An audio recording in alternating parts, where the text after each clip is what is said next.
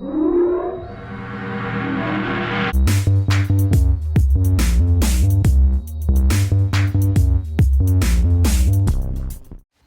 guys, welcome to my channel. I'm going to play you the court hearing from Megan, but first I want to read you a couple things. So law enforcement reported Evelyn was found with the same clothes on that Megan said she last saw her in, that pink tracksuit that she kept talking about. So that's how she was found, with that, wearing the pink tracksuit. And she was also found with various other items like toys, clothes, and diapers.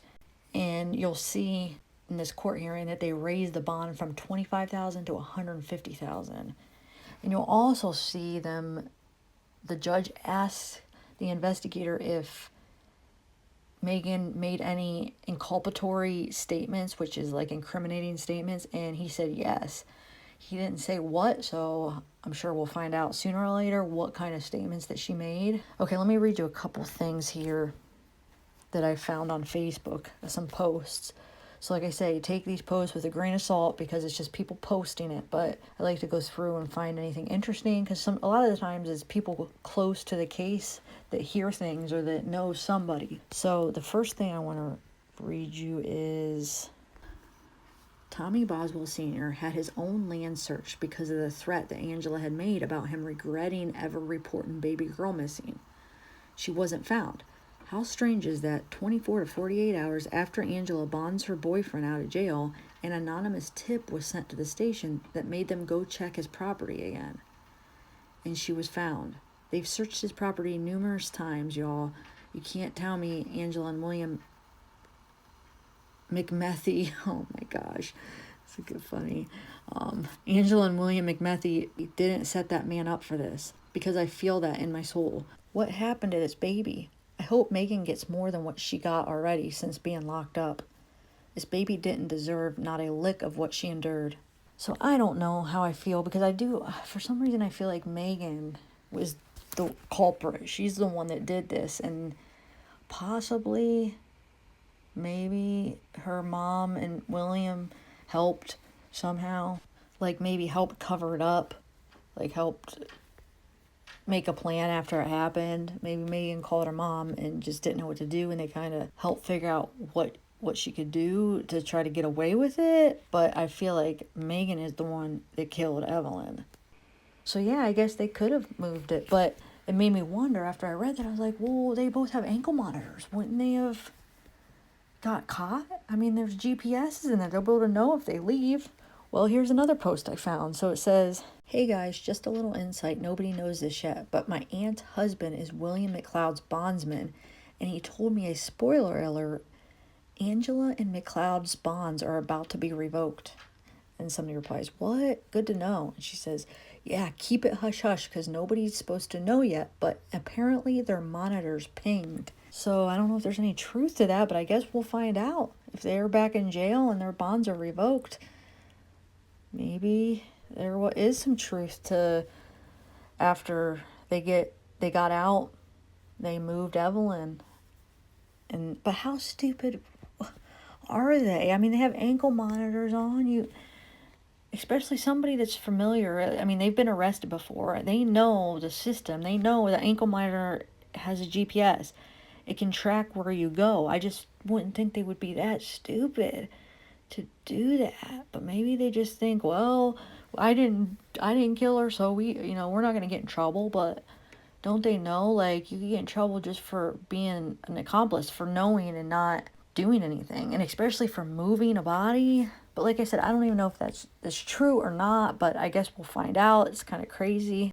Okay, so I'm going to read you a few more posts, and this is a conversation between a lady that actually has known Megan since she's been a little kid. So it's the same lady that I was talking about in one of my previous videos, where I read a couple of her posts where she was talking about how Megan was nervous when they were searching her dad's property, which is pretty crazy because that's where they found Evelyn. Okay, so here are the posts. Okay, it says, I saw a screenshot where you said Megan was relieved they didn't find anything the first time they searched her dad's. In your opinion, do you think she knew all along? Absolutely, she knew. She said multiple times, I'm going to jail if they find anything. And even when I asked her why she'd even say that, She said that she thought her mom would make it look like she did it. And I said, Megan, the investigators are smarter than that. She was extremely relieved when they didn't find anything. I've been looking for an actual comment from you instead of a screenshot. I'm going to say this. I think Maggie is the ultimate guilty party. I believe she is the only one responsible for Evelyn's death. What is your personal opinion? Megan's attorney spoke to the news and said he told her last night. Her lawyer told the reporter that Megan was sad, just like any other mother would be. BS. I'm sorry, but I spent time with Megan, and that girl knew the whole time. I think her mom knew too. I think as long as they didn't find a body, it'd be harder to prosecute for murder. So sorry. Do you know exactly what happened to that baby? Was it Megan's fault or her mother's? What exactly happened? And they said she was found in the garage, not buried. All I know is Megan showed up at my door the day they were searching Tommy's property for the first time. The investigators told her over the phone they had, quote, sensitive evidence that they could not tell her over the phone what it was, that she had to come down to the police station to find out, and she told them she wanted to wait until the next morning to find out. And that is when I looked her in the eye and asked her what the F was wrong with her and made her go down there that night. I never did find out what the evidence was because she would not tell me, so I knew she was lying the whole time. But I knew the way she was acting that day. They were searching Tommy's property, and she kept telling me she's going to get arrested. She's going to get arrested. And every time I'll ask her why, she would tell me because my mom would do something and make it look like it's my fault and my dad's fault. I did tell the investigators that I felt like they needed to look more into Tommy's property because of how nervous she was, and then how relieved she was when they didn't find anything.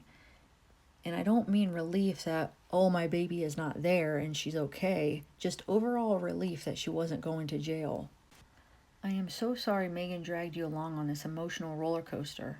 Obviously, I don't know anyone personally, just what I see on the news and online.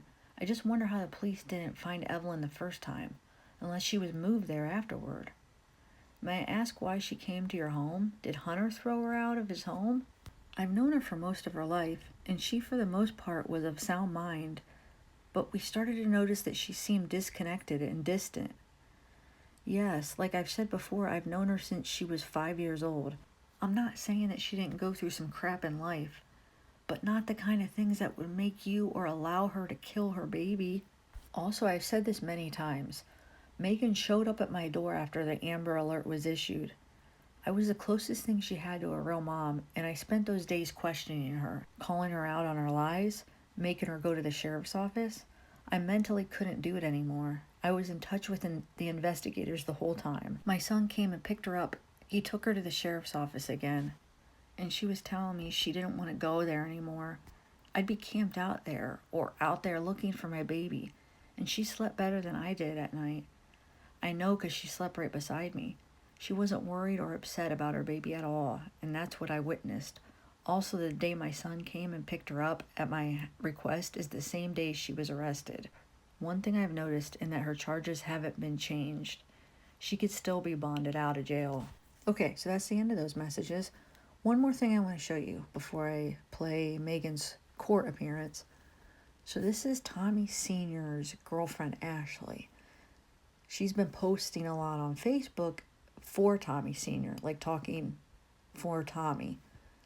And somebody said, does anyone find it weird that she's like in her 20s and calling herself Evelyn's step-grandmother? Okay, so here is Megan in court.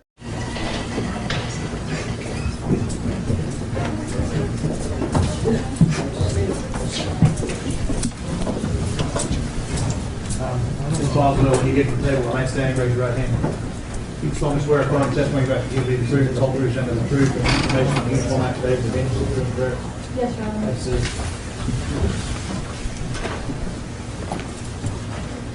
Ma'am, you're not working, you're not receiving any government assistance, is that correct?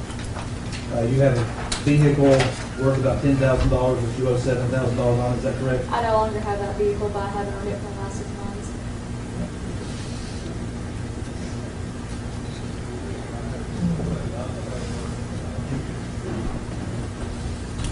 You left the other asset questions blank. I'm going to hand that down. If you don't own the piece of property, put a 0 or MA or something in there. Okay.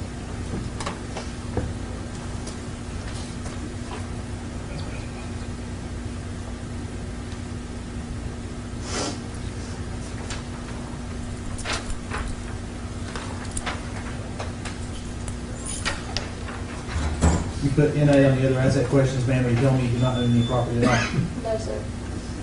I'm going to appoint public defender, assess particular administrative fee, we take 14 days after the release. She's been bound over for a false report. There's no indictment. No, not public defender. Did I write that? That's happened. Mr. Sproles, can you take an appointment? Yes, Judge. Of course, we're going to appoint Brad Sproles. Thank you, Your Honor. Thank you. The case was scheduled for May 8th. The state has filed a motion to increase bond, which Mr. Sproles, anticipating the appointment today, has agreed to hear today. Is that still the case, Mr.? Judge, it is, and anticipating being appointed, I've prepared a response to that, and I've provided a copy to the state. If we could mark that file. Of course, the other thing, it's not,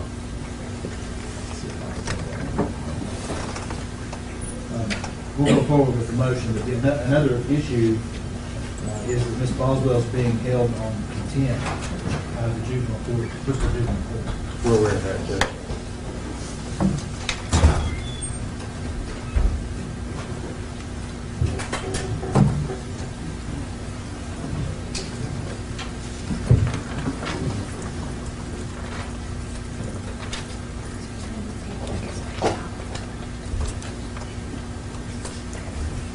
You know, you have witnesses.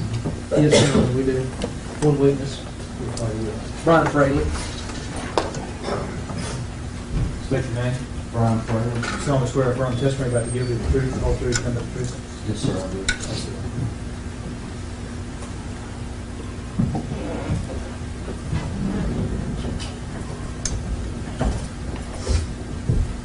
State your name for the record. Brian Fraley, And where are you employed? Tennessee Bureau of Investigation. And what do you do there? I'm a special agent criminal investigator How long have you had that job? since 2006. And were you assigned to investigate the disappearance of Evelyn Boswell, assist the Sullivan County Sheriff's Office in that task? Yes, sir. And do you know when that investigation began? Yes, sir. February 18th of 2020. And how did that investigation begin? It was originally a DCS referral that Evelyn Boswell was missing, that also went to the Sullivan County Sheriff's Department. And did you have a date as when, according to the referral, when she had last been seen? As December 26th, 55 days from the time of the report. Okay. And did you obtain the name of the mother and the legal guardian of Evelyn Boswell? Yes, sir, we did. And who was that? Megan Boswell. And is she here in the courtroom today? Yes, sir. Can you identify her? Yes, sir. She's to my right here. She was next to Mr. Sproles. Yes, sir. Did you determine from the referral the age of the child at the time of the disappearance? Yes, sir. What was that? That was about a year. Now, as part of the investigation, was Megan Boswell interviewed by you and other law enforcement agents during the pendency or during this investigation of the disappearance of Evelyn Boswell? Yes, sir, she was. And you conducted your interview one-on-one with her on, or at least you with the lead interviewer on at least one occasion. Is Yes, that sir, I correct? did. And did you review the other interviews or statements of interviews conducted by other law enforcement agents Yes, sir. of Ms. Boswell? Based on her responses in your investigation, did you come to the conclusion that false statements were made by Ms. Boswell? Yes, sir, several. And as a result, she was charged with at least one count of false report by affidavit complaint in Bristol Sessions Court. Is that That's correct? correct. Yes, sir. Okay. And what was the effect of the false statements on the investigation? Because an Amber Alert was issued, various resources were expended, man hours, time, but the most crucial thing was time lost. And what was that? Anytime an Amber Alert is issued, time is of the essence. Now, these resources were not just by TBI, is that correct? Were there No, other sir. agencies involved? TBI, of course, all Sullivan County Sheriff's Department, criminal investigation team, FBI was brought in, dozens of agents and investigators. So I want to go to March 6th this year. And was there a search conducted at the residence of the Boswell family on that date?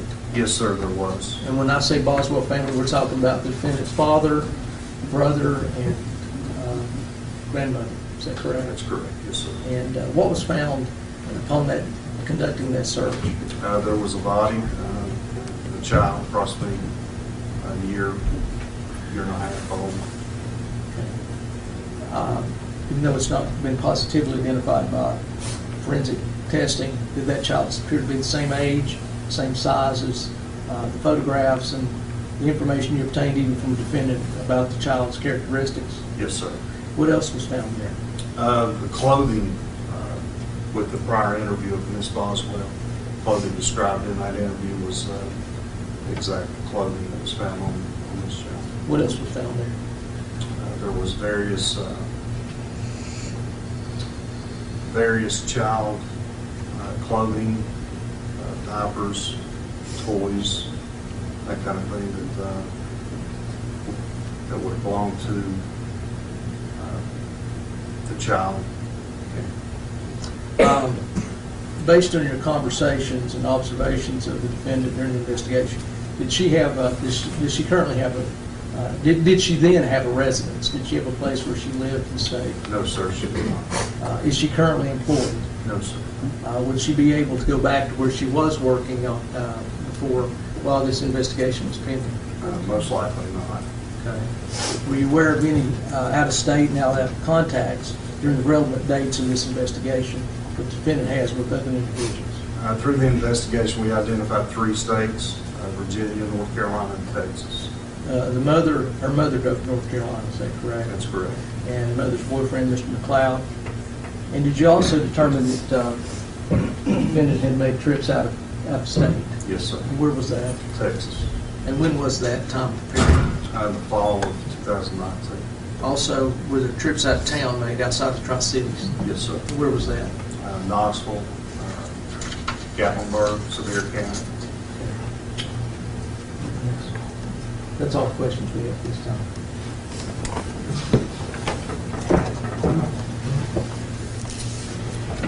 Agent Fraley, you were describing trips outside of Sullivan County.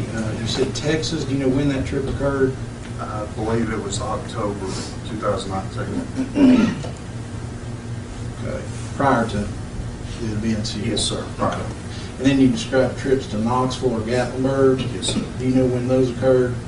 I don't have the exact dates. I don't recall those. Okay.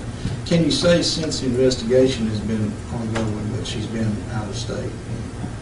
To my knowledge, she is not. And then during your investigation, did you have a chance to look at the criminal background or any prior convictions for Ms. Boswell? Yes, sir, we did. And what did you find? No criminal history. Okay. She's never been convicted of anything? No, sir. And did you see that she never been charged with any kind of failure to appear? That's correct. Okay. You described that she has some contacts out of state. Does she also have contacts here in Sullivan County, family membership? Yes, sir, she does. Okay. Could you say that the majority of her family contacts and relationships are here in Sullivan County? Yes, sir. Judge, that's all the questions we have. Just one other question. During the pendency investigation, she was in Virginia, is that correct? I'm sorry. She was in Virginia, the defendant, during the time of the investigation of disappearance. She did go into Bristol, Virginia, Yes, Washington that's County. correct. That's all. No further, Judge.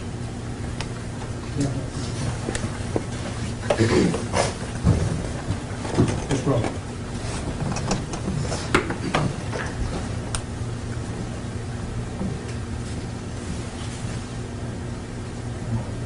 That's a question.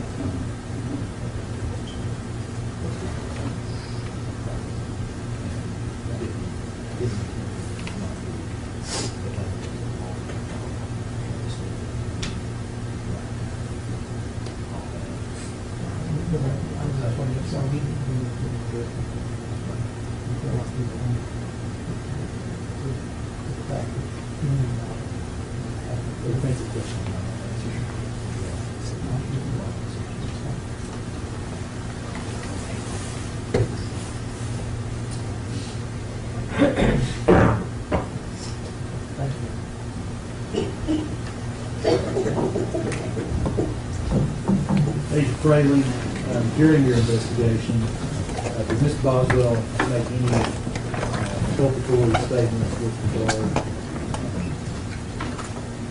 to the death of Evelyn Boswell?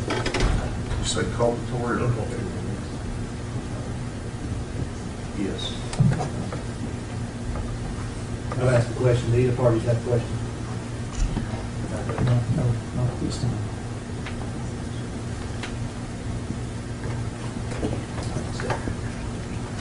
Any other proof? No, Your Honor, for the state. Any proof, Mr. Strong? No, Judge.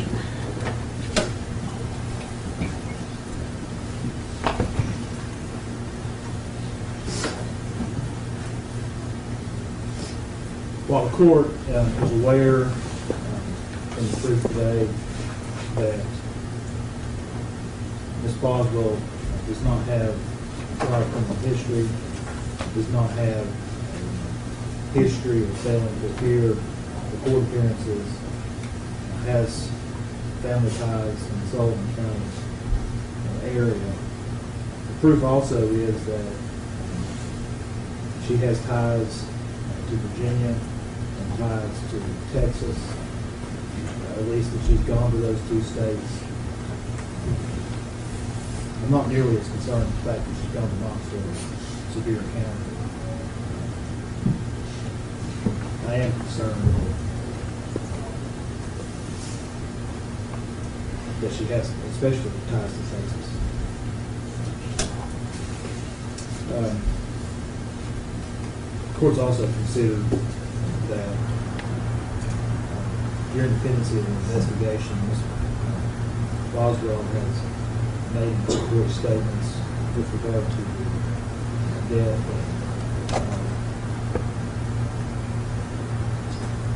when I weigh the positive and negative factors that we have to consider for bond,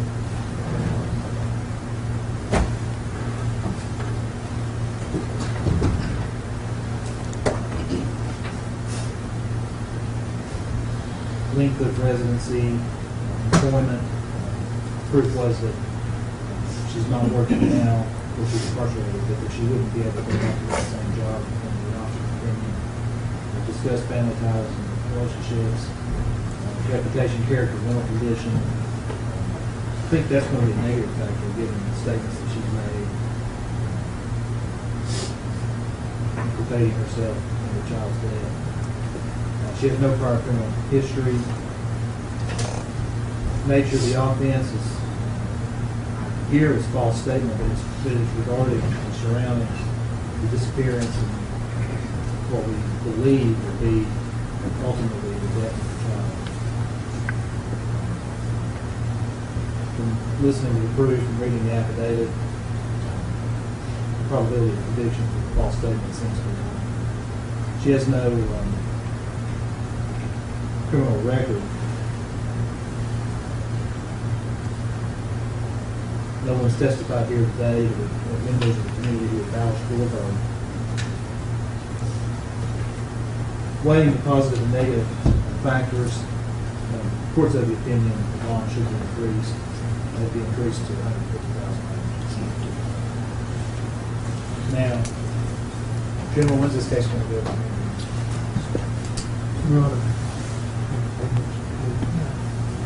Probably April. We have a date, next grand jury, I think, is next week. I don't think we'll be ready then, but I think we will be ready to present the case and some other related false reports. We intend to submit those in April. I'm going to put it on May the 8th. That's where it was originally. That's what I did. That's fine, Judge. May the 8th, 9 o'clock.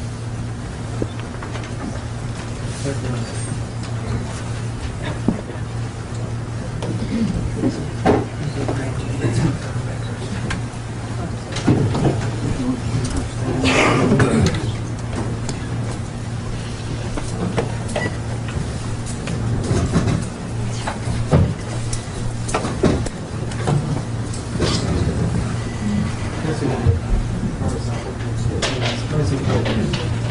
see.